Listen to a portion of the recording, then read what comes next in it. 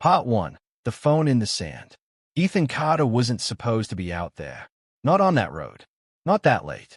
It was just supposed to be a quick drive. Clear his head. Turn the radio up.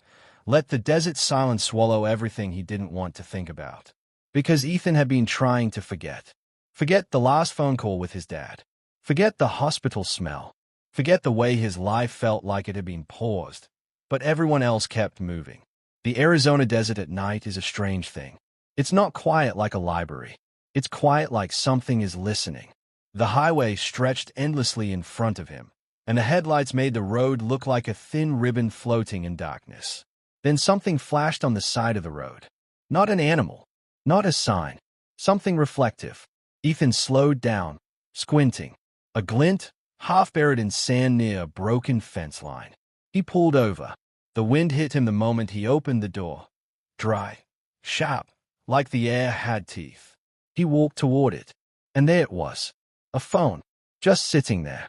No case, no screen protector, slightly cracked, covered in dust. The weird part, it wasn't dead. The screen lit up the moment he touched it. One notification, a voicemail, timestamp, 1 minute ago. Ethan froze. His stomach tightened. How could a voicemail come in on a phone buried out here? The voicemail was from a contact named MOM. Ethan swallowed, because it wasn't his phone, and yet it felt like it was meant for him. He looked around. The road was empty. No cars, no lights, just him in the desert. He pressed play. A woman's voice filled the speaker. Soft, shaky, terrified. Baby, if you're hearing this, it means I didn't make it back. Don't trust the police. Don't trust anyone from Red Mesa. And please, please don't come looking for me. Then the message ended. Ethan stood there, staring at the phone like it had just spoken a curse. Red Mesa. He knew that name. It was a tiny town about 30 minutes away. The kind of place you drive through and forget.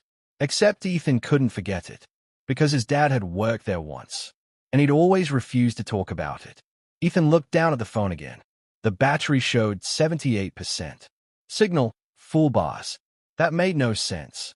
Out here, there wasn't even enough reception to load a map. But this phone? It was alive. Ethan did the normal thing. He tried to call back. He tapped the contact. MOM. The phone rang once. Twice. Then, it answered. But no one spoke. Just breathing. Slow. Close. Like the person was holding the phone right against their face. Ethan whispered, "Hello." The breathing stopped. Then a voice, male, calm, almost amused. "You shouldn't have picked that up." Ethan's heart slammed. "What? Who is this?" The man chuckled quietly. "Put it back where you found it. Walk away, and you'll get to keep your life." Ethan backed up, gripping the phone tighter. "Where is she? Who left this here?" Silence. Then the man said something that made Ethan's blood go cold. "Tell Daniel Carter, the desert remembers." Ethan's knees went weak. Daniel Carter. His father. His dad was dead. So how did this stranger know his name? Ethan tried to speak, but the call ended. The screen went black. Then a new message popped up instantly. Unknown number. Round pushpin, if you go to Red Mesa, you'll disappear too. Ethan stayed at it. The wind picked up. The desert felt suddenly bigger and darker. And Ethan realized something terrifying. This wasn't an accident. That phone wasn't lost. It was planted. And now, he'd been seen. Part 2. The town that doesn't show up. Ethan drove back to the highway, hands shaking on the steering wheel. He told himself to do the smart thing. Call the police. Turn the phone in. Forget it.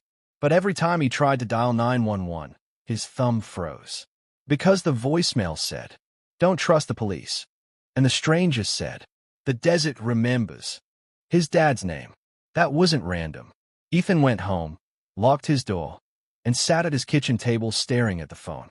He tried to unlock it. No passcode. It opened immediately. The wallpaper was a photo of a little boy standing with a woman. The woman had dark hair, tired eyes, and a forced smile. The boy looked about 6. Ethan scrolled through the photos. More pictures of the same kid. Birthdays. A school play. A hospital visit. And then, one photo that made Ethan sit up straight. It was a picture of a man standing in front of a building with a faded sign. The sign read, Red Mesa Water Facility. The man looked familiar. Too familiar. Ethan zoomed in. His throat tightened. It was his dad. Younger, thinner, but unmistakably him. Ethan's hands trembled. His dad had told him he never went to Red Mesa, that he only passed through. But this picture said otherwise. Then Ethan saw the date stamp on the photo. May 14th, 2009. That was the year Ethan's mom disappeared. She didn't die. She didn't leave a note. She just vanished. And the police called it a runaway case. Ethan remembered being a kid, sitting on the couch, watching strangers walk through their house, asking questions. His dad never cried. Not once. He just stared forward like he'd already accepted something horrible. Ethan hadn't thought about it in years. But now he was holding a phone with a voicemail from a woman saying, "Baby." Ethan's chest tightened. Could it be? No, that was impossible. His mom had been gone for 15 years. Still, Ethan couldn't ignore the feeling in his gut. This phone wasn't just some random mystery. It was tied to him, to his family, to the one question that never had an answer. What really happened to his mother? Ethan opened the Maps app on the phone. There was a pinned location saved. No label, just a red dot. And it was inside Red Mesa. Not in the town center, not near a house, but out on the edge, in the desert. Ethan stayed at the dot for a long time.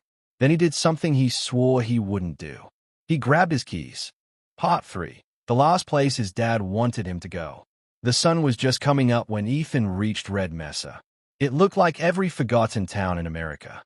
A gas station, a diner, a few dusty streets. But something felt off. There weren't many people, and the ones that were out, they stayed too long, like they could sense he didn't belong. Ethan pulled into the diner parking lot and sat for a minute. His phone had signal now, so he did a quick search. Red Mesa Water Facility. Nothing. No website. No photos. No listings. That didn't make sense. Every public facility has something, even a broken Facebook page. But Red Mesa? It was like it didn't exist online. Ethan walked into the diner. A bell rang above the door. Everyone went quiet. A waitress looked up. Her smile was polite, but forced. "Morning. Coffee." Ethan nodded and sat in a booth. She poured coffee, then asked casually, "You passing through?" Ethan hesitated. "Yeah, just traveling." She stared at him, then glanced at the phone sitting on the table. Ethan quickly slid it into his pocket. The waitress's expression changed, just slightly, like she recognized something. She leaned closer and whispered, "Whatever you're looking for, you won't find it here." Ethan's throat went dry. "What do you mean?" She straightened up and spoke louder, like nothing happened. "Anything else, hun?" Ethan watched her walk away. Then his phone buzzed again. Unknown number. Round pushpin, leave the diner. Now. Ethan's heart jumped. He stood up fast, leaving cash on the table. As he walked out, he noticed something. A man sitting near the window. Baseball cap low. Not eating. Not drinking. Just watching Ethan. The moment Ethan stepped outside, the man stood too. Ethan got into his car and drove off. His pulse pounded. In the rearview mirror, the man was walking toward a black pickup truck. Ethan turned down a side road. Then another, and another. But the black pickup appeared behind him. Following, Ethan gripped the wheel. Come on, come on. He hit the gas. The truck stayed close. Ethan's phone buzzed again. Round pushpin, you were warned. Ethan's mind raced. He couldn't outrun them forever. So he made a decision. He followed the pinned location. Straight into the desert. Part 4, the hidden facility. The road turned to dirt, then to gravel, then to nothing. Ethan's car bounced over rocks as the sun climbed higher. The truck was still behind him. Then suddenly, it stopped. Just stopped. Like it hit an invisible line it wouldn't cross. Ethan kept driving. He reached a hill and saw something below that made his breath catch. A facility. Not a normal one. Tall fences. Security cameras. Floodlights even in daylight. And a gate with a sign that looked old and sun-bleached. Red Mesa Water Facility. Ethan stared. It was real. So why wasn't it online? Why did it feel like it didn't belong in the modern world? He parked behind a cluster of rocks and got out.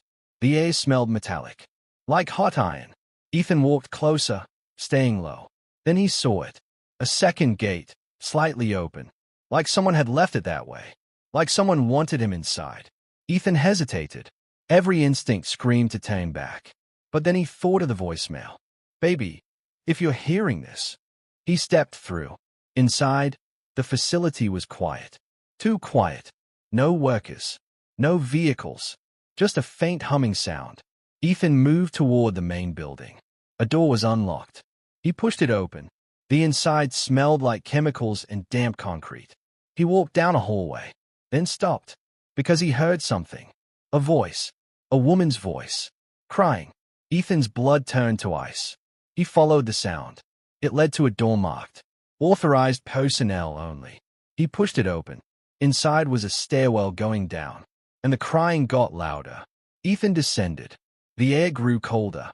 Then he reached the bottom and saw a room filled with chairs, like a waiting room, all dusty chairs, and a row of doors, each with a number. Ethan's heart hammered. This wasn't a water facility. This was something else. He stepped forward and one of the doors creaked open by itself. Ethan froze. A hand reached out. Thin, pale, shaking. Then a face appeared. A woman. Her hair was messy, her eyes sunken. But when she looked at Ethan, she whispered, "Ethan." His knees nearly buckled. He couldn't breathe. That voice. It was the voice from the voicemail. His mother. Alive. Part 5. The Truth Behind Red Mesa. Ethan stumbled forward. "Mom." She reached out and touched his face like she couldn't believe he was real. Tears streamed down her cheeks. "I told you not to come." Ethan shook his head, crying now. "I found the phone. I didn't know. I didn't know it was you." She looked behind him in panic. "They'll come. They always come." "Who? Who did this?" His mother swallowed hard. Then she whispered, "Your father tried to stop them." Ethan's chest tightened. "What do you mean?" She pulled him into the room and shut the door. The room was small. A cot, a sink, a camera in the corner. His mom looked at it and spoke softly, like she knew someone was listening. "Red Mesa isn't a town, Ethan. It's a cover." Ethan stared. A cover for what? She took a deep breath. "For testing." She told him everything. How the facility was used to test chemicals in the water supply. Not for the town. For something bigger. Something federal. Something hidden. And how people who found out didn't get to leave. Ethan felt sick. "But why you? Why take you?" She looked down. "Because I found proof. And I threatened to expose it." Ethan's throat tightened. "And Dad?" His mom's eyes filled again. "Your father worked for them. At first, he didn't know. When he found out, he tried to pull you away from it." Ethan whispered. "So he lied to me, to protect me." She nodded slowly. Then she grabbed his hands. "You have to go. You have to run. And you have to tell the world." Ethan shook his head. "No, I'm not leaving you." She looked terrified. "Ethan." Then suddenly, the lights flickered. A loud buzzer echoed through the underground hall, and a calm voice came over a speaker. "Unauthorized entry detected." Ethan's blood ran cold. Footsteps above. Heavy. Multiple people. His mother grabbed the phone and shoved it into Ethan's hand. "Take it. It has everything." Ethan whispered, "Come with me." She shook her head. "They won't let me. But you still have a chance." The door handle rattled. Ethan backed up. His mom looked him dead in the eyes and said, "Whatever happens, don't trust anyone who offers to help you." Then the door burst open. Men in black uniforms. No badges. No names. One of them raised a weapon. Ethan screamed. But before anything happened, his mother stepped forward and said something that made them hesitate. She said, "I have a dead man switch." The men froze. Their leader stepped forward. "What did you do?" His mother smiled sadly. "I already sent it." Ethan didn't understand, but the leader's face changed. For the first time, fear. Then the leader grabbed Ethan's mom and dragged her away. Ethan lunged forward. A man punched him in the stomach. Ethan fell.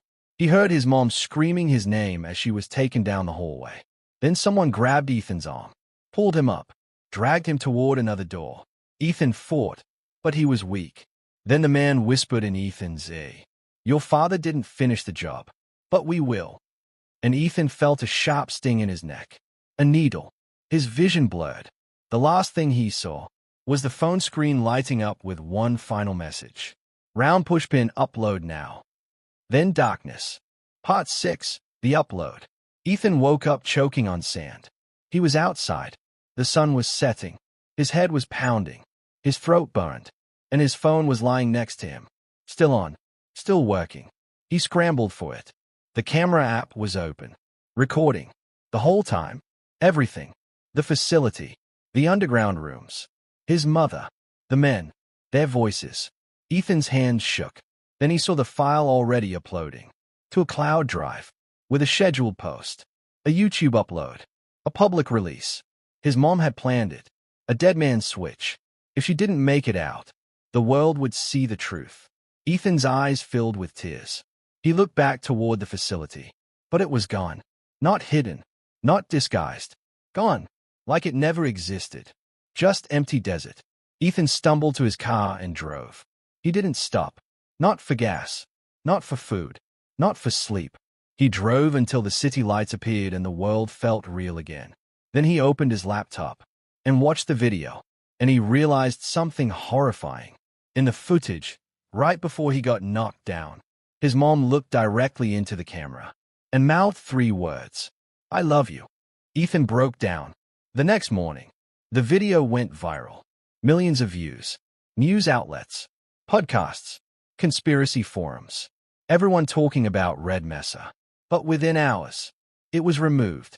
Taken down. Wiped. Like it never existed. Except, Ethan had saved it. And he had made copies. He uploaded it again. And again. And again. And every time it got deleted, it popped up somewhere else. Because once the truth is out, you can't bury it again. But then Ethan got a call. Unknown number. He didn't answer. It went to voicemail. A calm male voice. The same one from the desert. "You did exactly what we wanted. Now everyone is watching you." Ethan's blood ran cold. The voice continued. "Your mother isn't a victim, Ethan. She's a warning." Then the line went silent. And a new message appeared. "Round pushpin, the desert remembers." Ethan stayed at his screen. Because now he understood. This wasn't over. Not even close. Because Red Mesa wasn't just one place. It was a system. And now, Ethan had become the next secret they couldn't allow to live.